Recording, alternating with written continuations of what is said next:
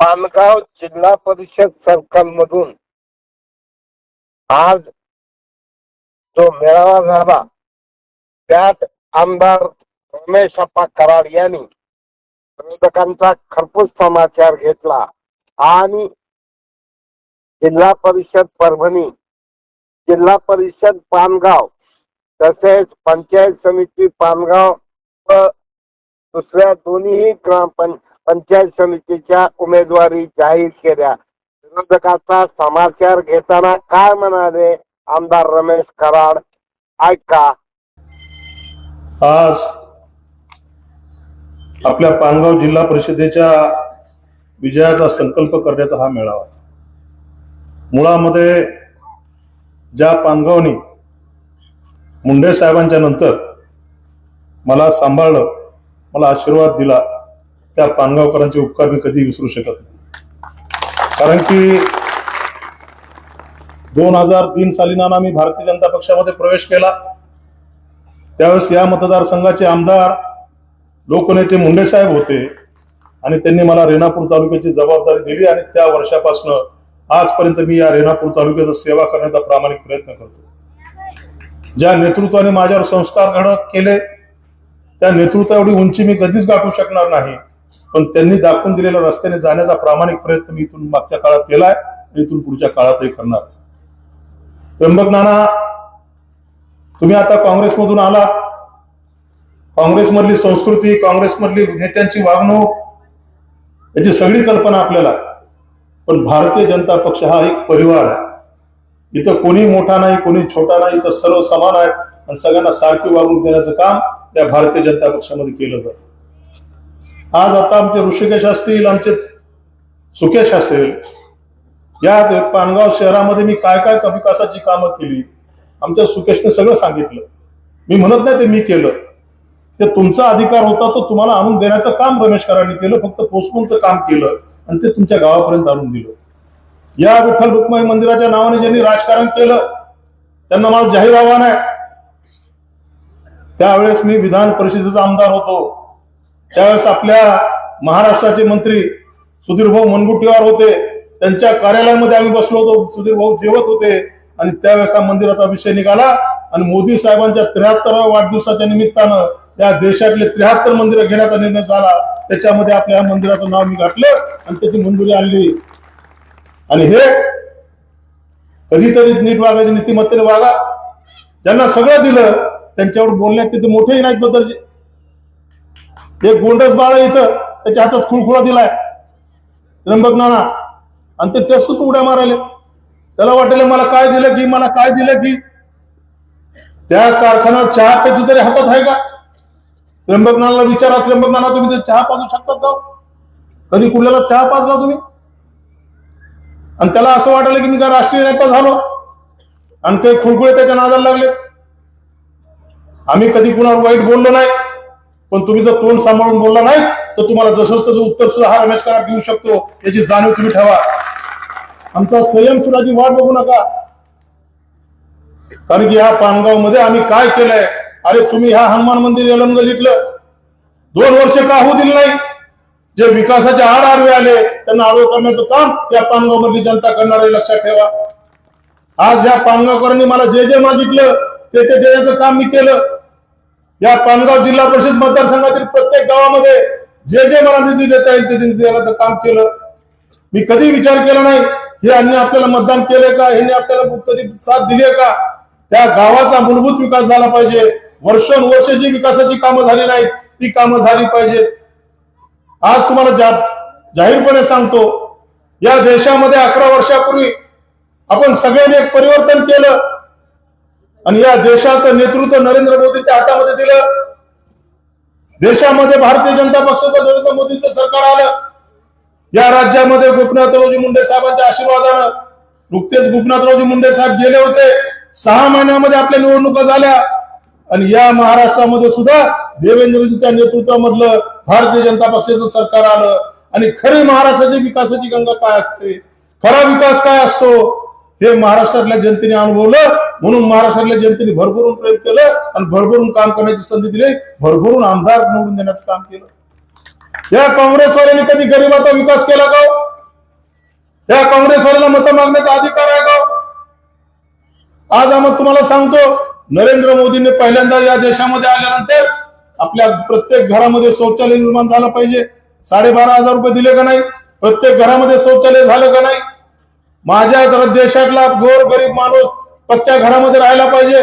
त्यांनी पंतप्रधान आवास योजना आणली, रमाई आवास योजना आणल्या, अनेक घरकुलाच्या योजना आणल्या आणि त्या योजनेच्या माध्यमातून घरकुलं देण्याचं काम झालं.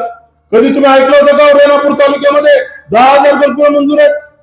कधी ऐकलं होतं? कधी पानगाव मध्ये 700-800 घरकुलं मंजूर आहेत? कधी ऐकलं होतं का? कुणाचे घरकुलं मंजूर होत होते?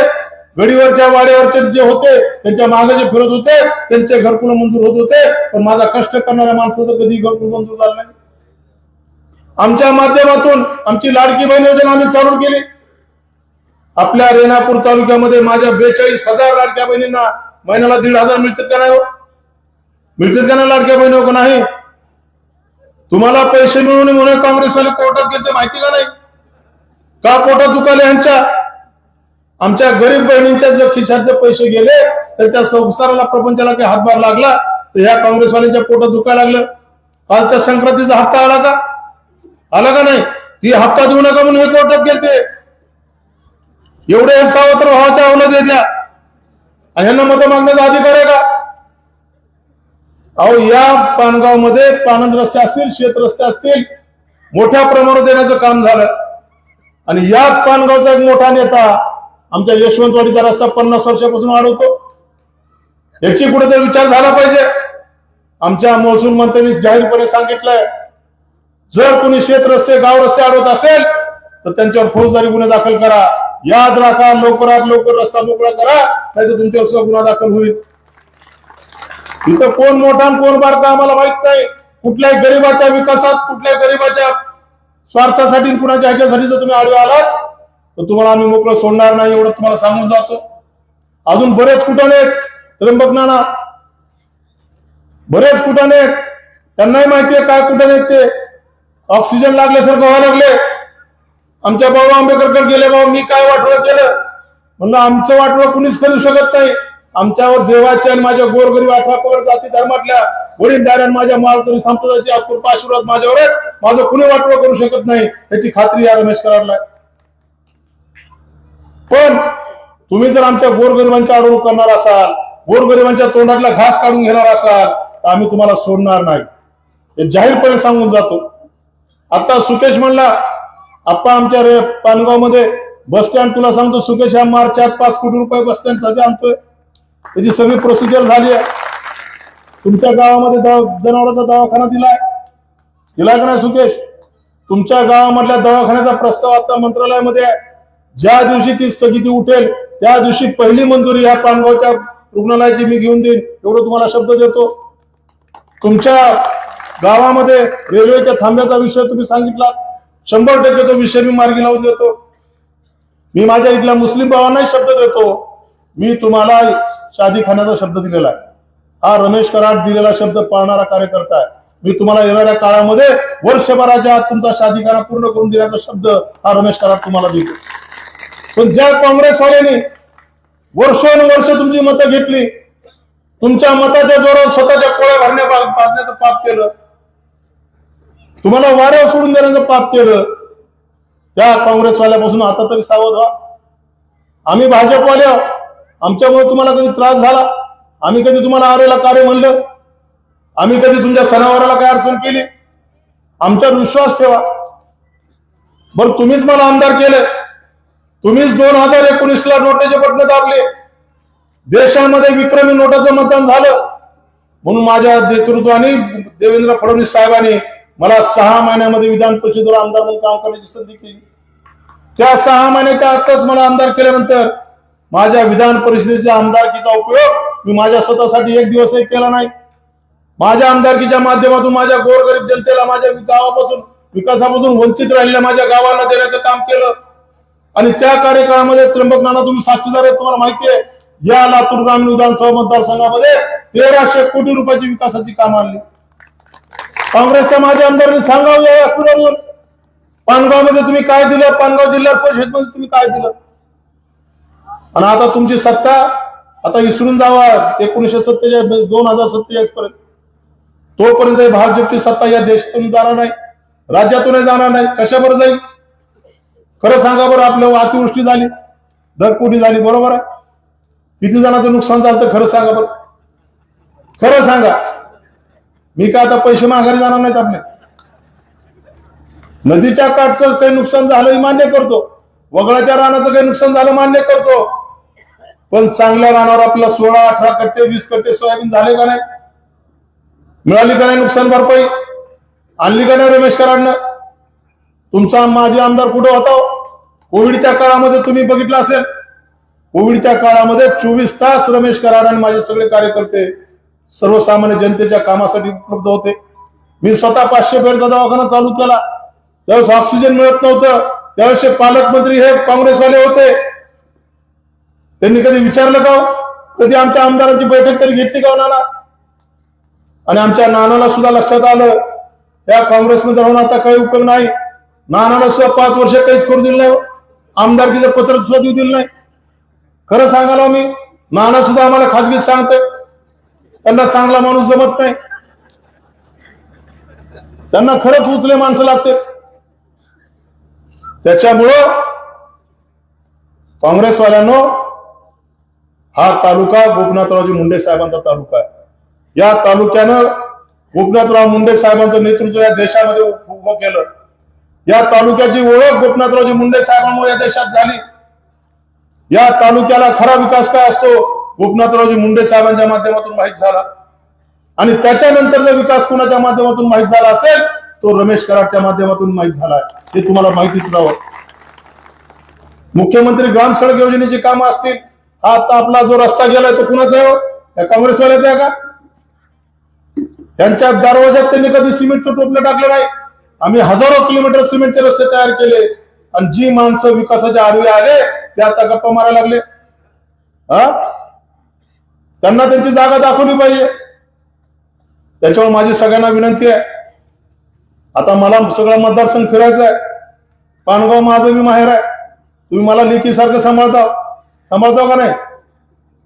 मग आता तुमच्या माध्यमातून आपल्या गावामध्ये किती विहिरी आल्या, आपल्या गावामध्ये किती गाय गोठे आले, आपल्या गावामध्ये किती घरकुल आले, आपल्या गावामध्ये किती संजय निराधारच्या पगारी झाल्या, आपल्या गावाला लाडक्या बहिणीचे किती पैसे आले, आपल्या गावामध्ये नरेंद्र मोदींच्या माध्यमातून शेतकरी सन्मान निधी किती आला, आपल्या गावामध्ये आमच्या मुख्यमंत्री सन्मान निधीच्या माध्यमातून किती निधी आला.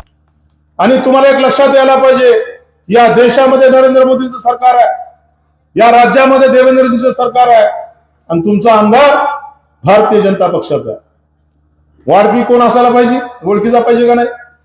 ह्यांच्या हातात देऊन काय काय सांगा ना? यांच्या हातात यांचं कोण ऐकणार आहे? त्यांना कोण विचारणार आहे? जेव्हा आमदार होते तेव्हाच कोणी विचारलं नाही, तर आता कोण विचारणार आहे? त्याच्यामुळे मी तुम्हाला सगळ्यांना आश्वासन देतो की तुम्ही मला इथून मागे बघितलंय आणि इथून पुढे तुम्ही बघणार आहात. तुम्ही जो माझ्यावर विश्वास टाकलाय, तुम्ही जो मला आशीर्वाद दिलाय, त्या आशीर्वादाला कधी बेईमान हा रमेश कराड होणार नाही.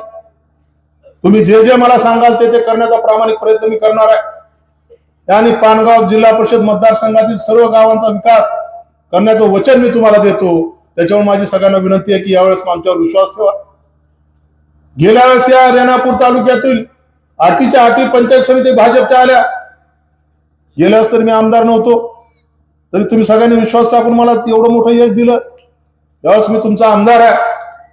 जर माझ्या पाठीमाग भक्कम ताकद उभी करायची असेल तर आपल्या 4च्या 4 जिल्हा परिषदा आणि 8च्या 8 पंचायत समित्या भाजपच्या आल्या पाहिजे. कुणाच्या पोटामध्ये कुणाचं पेट्रोल, कुणाच्या इंजिनामध्ये कुणाचं डिझेल भरलं चाललंय तुम्हाला माहिती आहे सगळ्याला. आणि जे गेलेत ते कुणाच्या डिझेलवर गेलेत हेही तुम्हाला माहिती आहे.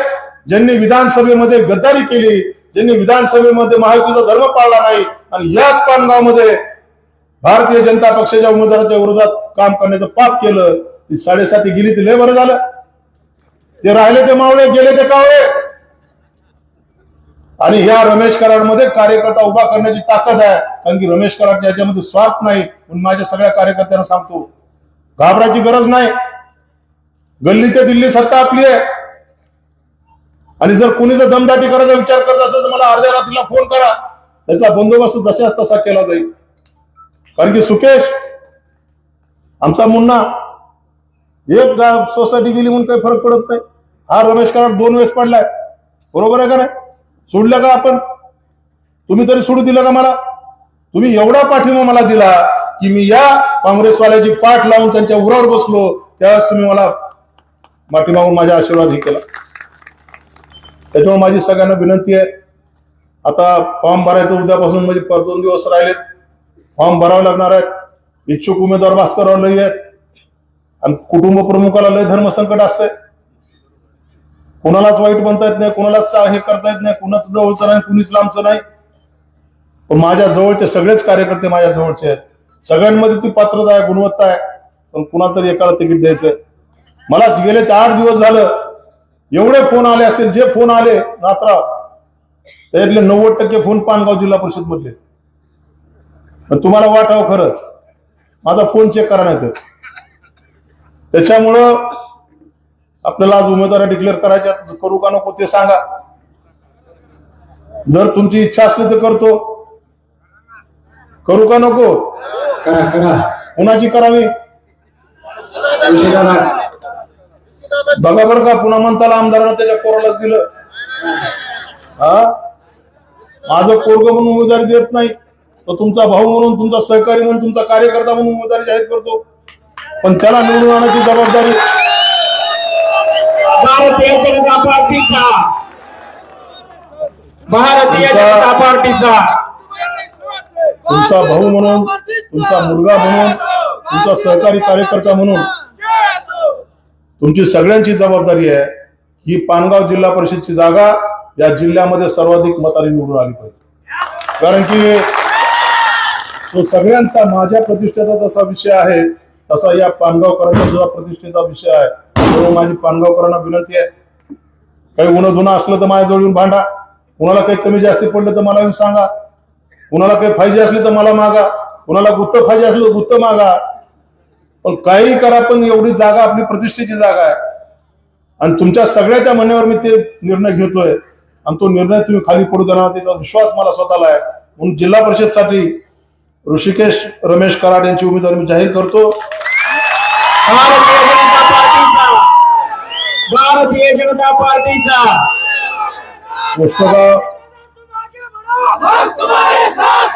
पोस्टगाव पंचायत समिती गणामधून पोस्टगाव पंचायत समिती गणामधून 10-12 जण इच्छुक आहेत. पण कार्यकर्त्याला न्याय दिला पाहिजे, गरीबाला न्याय दिला पाहिजे. नाथराव, जर आपण आपल्या सत्तेच्या काळामध्ये कार्यकर्त्याला न्याय दिला नाही तर आपण कसले नेते? म्हणून मी आज पोस्टगाव पंचायत समितीसाठी जयश्री संजय डोंगरे यांचं नाव फायनल केलेलं आहे. सगळ्यांनी त्यांना प्रचंड बहुमताने निवडून आणावं. त्याच्यानंतर पानगाव पंचायत समिती गणामध्ये इथेही 7-8 जणांनी उमेदवारी मागितली आहे. कुठलाही कार्यकर्ता कमी माझ्यासाठी नाही. सगळ्याच कार्यकर्त्यामध्ये गुण आहेत, कर्तृत्व आहे, सगळंच आहे. पण सर्व अर्थाने विचार केल्यानंतर या पानगाव मधून सुद्धा ज्या नावाला अधिक पसंती आली त्या नावाचं मी आता जाहीर करतो. रंजना मारुती गालपाडे यांचं मी नाव जाहीर करतो. या सगळ्या उमेदवारांना येणाऱ्या 5 तारखेला मतदान रूपी आशीर्वाद द्यावा आणि यांना आपली सेवा करण्याची संधी द्यावी एवढी या प्रसंगी विनंती करतो. परत एकदा सर्व पानगाव आणि पानगाव भागातून आलेले माझे संबंधितधारी मंडळी, माझे तरुण भाऊ, माझ्या माता भगिनी यांना सगळ्यांना हात जोडून विनंती करतो की आजपासून आपली निवडणूक चालू झाली असं गृहीत धरून कामाला लागा आणि प्रत्येकाने आपलं गाव, आपला बूथ कसा प्लस करता येईल, कसा अधिकचं मताधिक्य आपल्याला मिळवता येईल याच्यासाठी सगळ्यांनी प्रयत्न करा. आपल्यासाठी हेवे दावे मतभेद असतील तर ते सगळे विसरून जावा आणि आपल्या या 3 उमेदवारांना आशीर्वाद द्या. त्यामध्ये सांगतो आणि माझे 2 शब्द संपवतो. जय हिंद, जय महाराष्ट्र, धन्यवाद.